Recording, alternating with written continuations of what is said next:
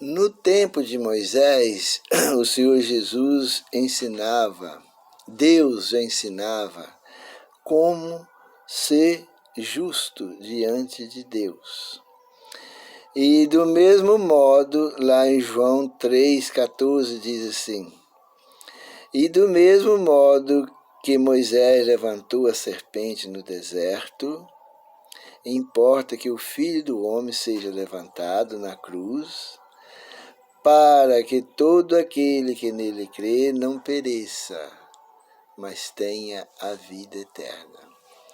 Conta a história que quando o povo de Israel estava atravessando o deserto, eles pegaram blasfemar muito de Deus. Deus retirou o anjo que protegia eles e entraram num acampamento serpentes venenosas.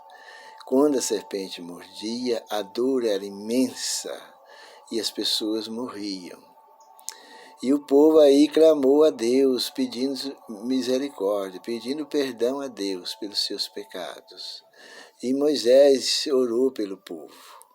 Então Deus falou para Moisés: Moisés, faz uma serpente de bronze, levanta numa haste, e seja que todo aquele que olhar para a serpente, ela vai ser curada do veneno da serpente. Elas não vão morrer. E Moisés fez assim.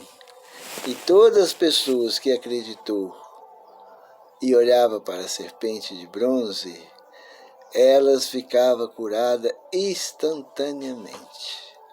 A pessoa poderia estar na hora de morrer, mas se ela aguentasse olhar para a serpente, elas ficariam curadas na hora. Aquela serpente de bronze era símbolo de Cristo para nós hoje. Hoje nós não vemos com os olhos literais nossos, mas nós olhamos para Jesus pela fé.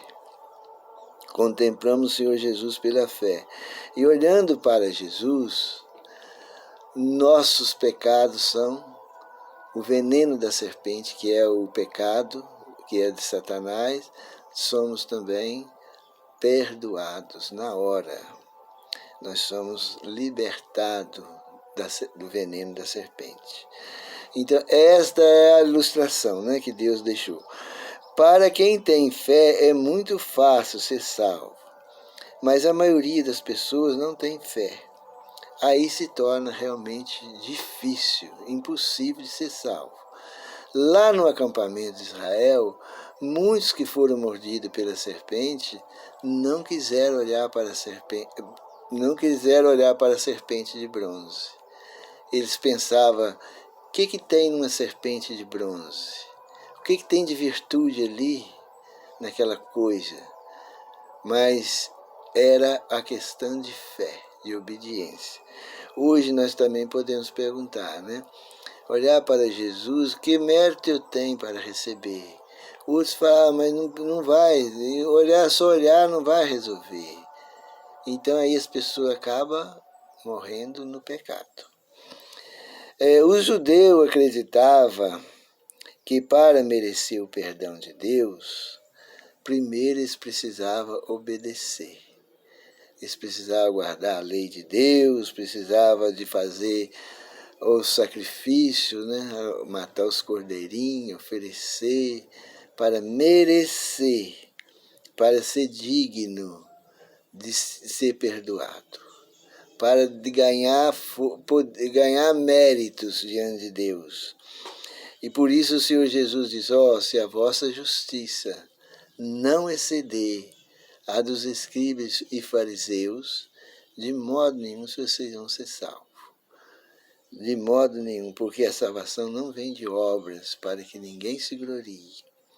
Se a salvação dependesse de boas obras, ninguém ia salvar, porque ninguém consegue obedecer a palavra de Deus, a lei de Deus.